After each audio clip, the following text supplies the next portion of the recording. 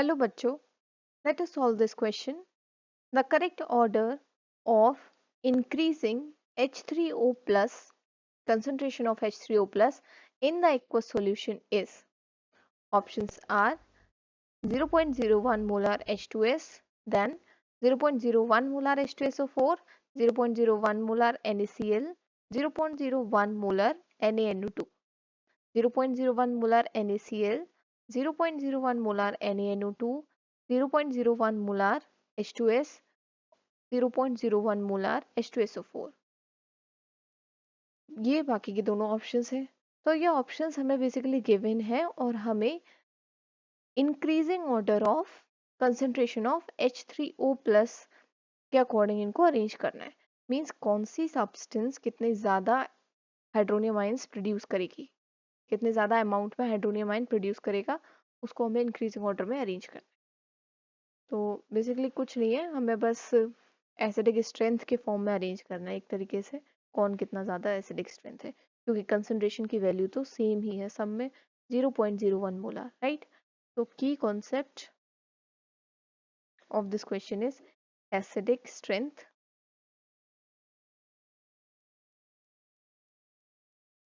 Acidic strength. और यहाँ पर हम पीएच वैल्यू भी देखने वाले हैं, तो पीएच के अकॉर्डिंग भी बताएंगे कि क्यों किसकी एसिडिक स्ट्रेंथ ज़्यादा है या कम है। pH is potential of hydrogen ions or hydronium ions. So क्या क्या यूज हुआ है, H2S, H2SO4, H2SO4, then NaCl and NaNO2, NaNO2, then NaCl and H2S। Concentration सबकी सेम है 0.01, तो उससे कोई मतलब नहीं रहा, बस हम देख लेते हैं क्या है। तो H2SO4 is very strong acid, strong acid. क्यों है स्ट्रॉन्ग एसिड? क्योंकि उसका K वैल्यू काफ़ी ज़्यादा होता है और उसका जो pH होता है, it's pH is less than 7, it's almost 1 और 1 to 2 के बीच में रहता है इसका pH। और इसका जो K वैल्यू है वो 10⁻6 to 10⁻7 के बीच में, so it's very strong acid. Then NaNO2, so for NaNO2 on hydrolysis it gives alkaline solution.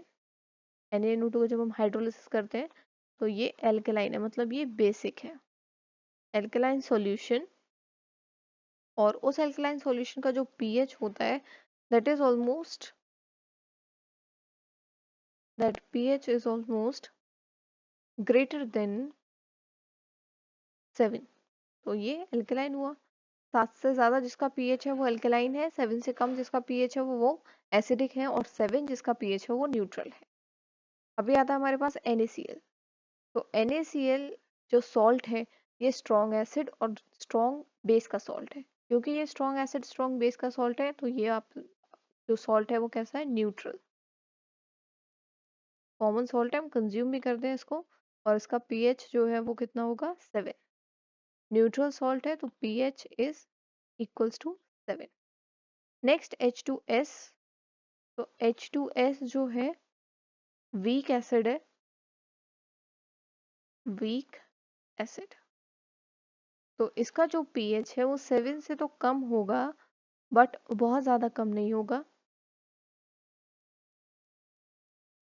7 से कम होगा बट बहुत ज़्यादा कम नहीं होगा, 5-6 के 6-7 के बीच में ही रहेगा।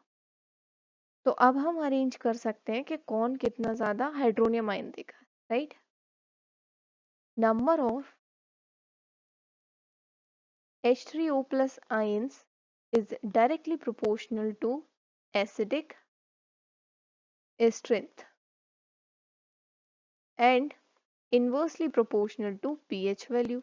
तो जिसकी pH वैल्यू ज़्यादा होगी वो वीक एसिड है या वो बेस है, तो वो ज़्यादा हाइड्रोनियम आयंस नहीं प्रोड्यूस करेगा, तो वहाँ पर हाइड्रोनियम आयन की कंसंट्रेशन कम होगी।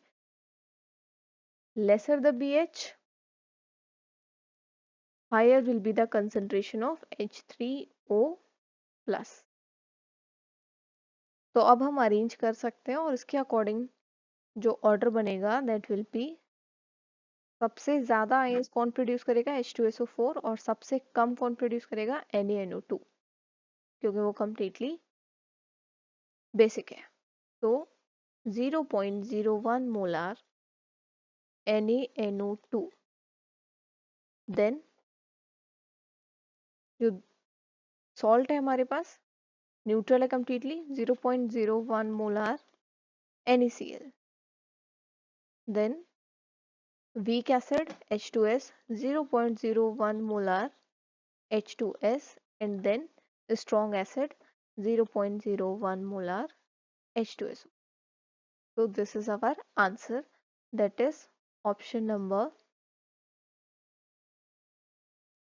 NaNO2, NaCl, H2S and H2SO, option number C. So this is the correct order of increasing concentration of H3O plus in the aqueous solution. I hope the solution was understandable. Best of luck.